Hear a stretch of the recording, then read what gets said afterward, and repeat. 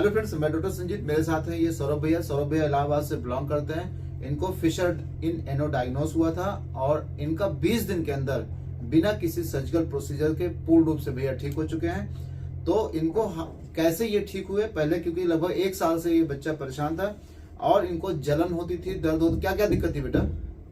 Doctor साहब, जो Fisher था मुझे, और जब भी मल त्याग करने जाता था तो बहुत दर्द और जलन होता था। और मैंने वहाँ भी अपने इलाहाबाद, तेज बोलिए। वहाँ अपने इलाहाबाद भी मैंने डॉक्टर साहब को वहाँ दिखाया तो दवा वगैरह ली, कोई आराम नहीं आया। तो फिर मैंने आपका वीडियो देखा यूट्यूब के माध्यम से, तो फिर मैं आप तक पहुँचा। बिल्कुल, भैया को जो है बहुत ज्यादा पेन था, बर्निंग थी, इचिंग थी और कभी कभी इनको ड्रॉप वाइज ब्लड आता था और ये बहुत सारी दवाइयां खा लिए थे, तब भी इनको कई बार आराम नहीं मिलता था। तो मैं कहना चाहता हूँ, फिशर जो होता है कई बार केवल खाने वाली दवाओं से नहीं ठीक होता है। अगर आपको फिशर का ट्रीटमेंट सही से करना है तो आप खाने वाली दवाइयों के साथ साथ अगर सुबह लैट्रिन जाने से पहले अगर आप ऑयलिंग कर लेते हैं, आप गुनगुने पानी में थोड़ा सा चाहे वो एंटीसेप्टिक सोल्यूशन या फिटकरी या स्फटिका भस्म का प्रयोग करके अगर आप सिकाई कर लेते हैं तो आप विश्वास करिए कि लगभग 30 से 40% केवल आपको गुनगुने पानी में बैठ के सिकाई करने से और सुबह लैट्रिन जाने से पहले जो मल द्वार में तेल हम लोग ऑयलिंग करवाते हैं या मैक्सिमम डॉक्टर ऑयलिंग कराते हैं, उससे ही बहुत आराम मिलता है। इसके साथ साथ आपका जो डाइट प्लान होना चाहिए वो बहुत इंपॉर्टेंट होता है। फिशर का ट्रीटमेंट में आपका डाइट, आपकी मेडिसिन और आपका सिड्स बाथ और ऑयलिंग, ये तीनों मिलाकर 99% ये इलाज का एक पार्ट होता है। तो जरा बेटा वो एक डाइट का पर्चा भैया, मैं आपको दिखाता हूं कि हम कौन सी डाइट प्लान करते हैं। जैसे एक मेरे पास ये आप देख सकते हैं, यहाँ पे ये है। अगर दवाओं के साथ साथ अगर आप इस तरह प्रयोग करेंगे तो आपको विश्वास करिए लगभग 90% आपको आराम मिल जाना चाहिए 1 हफ्ते में। अगर इससे नहीं आराम मिल रहा है तब आप सर्जिकल प्रोसीजर की तरफ जा सकते हैं। तो सबसे पहले हम लोग बताते हैं क्या क्या आपको डाइट में लेना चाहिए। देखिए, शुरुआत कैसे करते हैं। जैसे ये हमारा लैट्रिन का रास्ता है, ये हमारा मल है। अगर मल कठोर होगा, हमारी गुदा मार्ग से अगर कठोर मल आएगा तो ये क्या करेगा, हमारी गुदा मार्ग पे चोट पहुंचा देगा। जब हमारी गुदा मार्ग पे चोट पहुंचा देगा तो हमें जलन होगा, दर्द होगा, थोड़ा बहुत खुजली भी हो सकती है, थोड़ा बहुत ब्लीडिंग हो सकती है। तो लैट्रिन कठोर नहीं होनी चाहिए, क्योंकि कठोर मल यानी सूखा मल या हार्ड टिश्यू मल या कहते हैं बार बार जाने से भी कई बार हमें यहाँ पे चोट लग जाती है। तो आपको अगर फिशर को नहीं बनने देना है या बन गया है तो ठीक करना है, तो आपका लैट्रिन बिल्कुल मुलायम आनी चाहिए। क्योंकि आप चाहे जितनी दवा खा लीजिए, अगर आपके पेट से मतलब आपको अगर कॉन्स्टिपेशन है, पेट नहीं साफ हो रहा है, लैट्रिन हार्ड आ रही है, तो चाहे जितना पेन किलर खाइए, चाहे जितना एंटीबायोटिक खाइए, आपको कोई फर्क नहीं पड़ेगा। आज खाएंगे आराम मिलेगा, अगले दिन फिर से दर्द शुरू हो जाएगा। तो आपको लैट्रिन मुलायम बनाना है। मुलायम बनाने के लिए सबसे ज्यादा जरूरी है आपका डाइट, आपका दिनचर्या और आपको ऑयल। ऑयल में सबसे पहले मैं आपको ऑयल बताऊंगा। जैसे हम लोग स्पेशली पहलवान तेल लगवाते हैं सुबह मल त्याग से पहले, रात में सोने से पहले। तो आपको क्या करना है, सुबह लैट्रिन जाने से पहले, जैसे ये कैथेटर है, ये ऑयल है, मान लेते हैं। ऑयल हमने क्या किया, ऐसे इसको 3 ml हमने भर लिया। जैसे ये ऑयल होता है, ये 3 ml हमने इसको सिर में भर लिया। फिर इसको सुबह लैट्रिन जाने से पहले इसको यहाँ पे पुश कर देते हैं। तो पुश करने से क्या फायदा होता है, कोई एक लोग आए बेटा, पुश करने से क्या फायदा होता है, जो मैं इस पे बना के दिखाता हूँ आपको। एक मिनट, जैसे हमने इसको ऑयल था, हमने इसको पुश कर दिया, तो ऑयल से क्या होता है कि जो हमारी एल कैलान होती है वो तेल से भीग जाती है, और जो मल का पहला हिस्सा होता है जो कठोर होने के बाद चोट पहुंचाता है वो तेल से भीगा रहता है। तो लैट्रिन जब तेल से भीग जाती है तो ये बिल्कुल सॉफ्ट हो जाती है, और जब हमारे गुदा मार्ग से बाहर आती है तो ये बिना चोट पहुंचाए शरीर से बाहर निकल जाती है।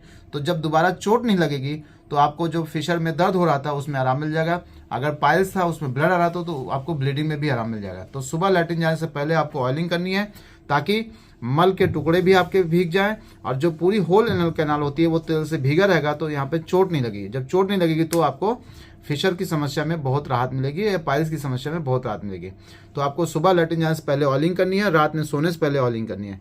उसके बाद हल्के गुनगुने पानी में जैसे थोड़ा सा फिटकरी डाल के सिकाई करते हैं। सिकाई कितना करना है, 5 से 7 मिनट करना है, और जो फिटकरी की मात्रा होनी चाहिए वो 1 चम्मच का 1/4 भाग हम लोग यूज कराते हैं। इसके साथ साथ गुनगुना इतना पानी होना चाहिए कि जितना आप मतलब नहाने के लिए यूज करते हैं, यानी जो आप सह सकते हैं या बियर कर सकते हैं, और इतना ऊंचा पानी होना चाहिए कि केवल गुदा मार्ग भीगना चाहिए, आपके पेशाब के रास्ते तक पानी नहीं आना चाहिए। तो अगर आप इस तरह फॉलो करते हैं तो आपको लगभग 33% मैंने देखा है कि फिशर में और पाइल्स में आराम मिल जाता है। केवल आपको ऑयलिंग करने से और सिड्स बाथ करने से। उसके बाद तेल तो हमने प्रयोग कर लिया, उसके साथ साथ आपका डाइट क्या होना चाहिए, ऐसा खाना खाना है जो आपके मल को बिल्कुल सॉफ्ट बनाए। तो जैसे डाइट में 70% हम लोग खिलाते हैं, जैसे सेब, केला, कीवी, नारियल पानी। अगर किसी को डायबिटीज है या किसी को कोई ऐसी समस्या है जिसमें डॉक्टर ने फल, कुछ स्पेशल टाइप के फल मना कर रखे हैं, तो उसको मत लीजिएगा। सलाद में खीरा है, मूली है, या जिस सीजन में जो आपको सलाद मिल जाए, जो फल मिल जाए, उसको जरूर खाएं। गन्ना, मौसम्बी, अनानास, अनार का जूस पिए, 1 से 2 ग्लास जूस पिए। मूंग की खिचड़ी दलिया 2-4 चम्मच देसी घी के साथ। अब देसी घी भी उन लोगों को मना किया जाता है जिनका कोलेस्ट्रॉल बहुत ज़्यादा बढ़ा हुआ है, जिनको बहुत ज़्यादा फैट, जिसको गॉलब्लैडर का कोई ऑपरेशन हुआ है, उसमें भी घी की मात्रा यानी जो फैट होता है उसको कम लेना चाहिए। अदरवाइज एक नॉर्मल व्यक्ति है तो ये डाइट उसके लिए बहुत हेल्पफुल होगी। नॉनवेज, पनीर और अमरूद स्पेशली हम लोग मना करते हैं ना खाएं, क्योंकि अमरूद के खाने से क्या होता है, मल की मात्रा बढ़ जाए। पेट तो साफ करता है अमरूद, लेकिन जो अमरूद खाने से मल की मात्रा ज्यादा होने से गुदा मार्ग पे चोट लग जाती है। जब चोट लग जाती है तो यहाँ पे पाइल्स और फिशर की समस्या बढ़ जाएगी। एक एग्जाम्पल मैं बताता हूँ, मेरे मुंह में छाले पड़े हैं और मुझे भूख बहुत तेज लगी है, तो मैं क्या उस समय कोई हैवी खाना खाऊंगा कि सॉफ्ट खाना खाऊंगा? तो मैं हैवी खाना अवॉइड करूंगा, क्योंकि मुंह में अगर छाले पड़े हैं, हम कोई हैवी खाना चबाएंगे तो छाले बढ़ जाएंगे। इसी तरह अगर हमारे गुदा मार्ग पे चोट लगी है या कोई सूजन है, तो अगर ज्यादा मल मात्रा यहाँ मात्रा बढ़ जाएगी मल की, तो यहाँ पे चोट बढ़ने की संभावना बढ़ जाती है। इसलिए हम लोग ऐसा खाना नहीं खिलाते जिससे मल की मात्रा बढ़ जाए, और ऐसा खाना नहीं खिलाते जिससे मल की मात्रा कम हो जाए, एकदम कंकड़ जैसा बन जाए। क्योंकि जब आप प्योर प्रोटीन डाइट लेते हैं, जैसे नॉनवेज हो गया, पनीर हो गया, तो मल का जो पहला हिस्सा होता है वो कंकड़ जैसा बन जाता है। और मैंने अपनी क्लिनिकल प्रैक्टिस में देखा है कि जैसे कोई जो जिसको फिशर या पाइल्स है, अगर उसने आज नॉनवेज खाया है या ज्यादा पनीर खाया, तो कल उसको ये समस्या बढ़ती हुई मिलती है। तो एक पर्सन टू पर्सन वेरी करता है। तो कोशिश करें, अगर आपको पाइल्स या फिशर है तो नॉनवेज, पनीर, अमरूद का थोड़ा सा अवॉइड करें। अदरवाइज जितने भी घर का खाना है वो सब खाइए। जैसे मखाना है, किशमिश है, अंजीर है, ये 3 ऐसे ड्राई फ्रूट्स होते हैं जिनको अगर हम पानी में भिगो के खाएं तो ये हमारे मल को बहुत सॉफ्ट बनाते हैं। क्योंकि ये 3 जैसे मखाना, किशमिश, अंजीर, इसको जब पानी में भिगो देते हैं तो हमारा जो ड्राई फ्रूट्स होता है वो पानी में भीग के फूल जाता है, और इसके जो फाइबर्स होते हैं बहुत सॉफ्ट होते हैं। तो ये जब इसको डाइजेशन के बाद जब इनका मल के फॉर्म में जो मटेरियल बनता है वो बहुत सॉफ्ट होता है, वो चोट नहीं पहुंचाता है। 30% घर का सारा खाना खाएं, बस अधिक मिर्च मसाला का प्रयोग न करें।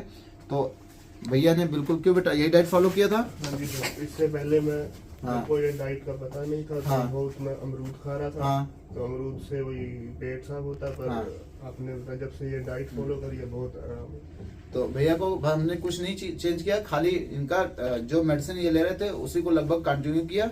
उसके साथ साथ बस हम लोगों ने इनको बताया कि ऑयलिंग करिए, सिड्स बात करिए और अपना डाइट थोड़ा बदल दीजिए, और लगभग ये 20 दिन में ही भैया को लगभग पूर्ण रूप से ठीक हो गए।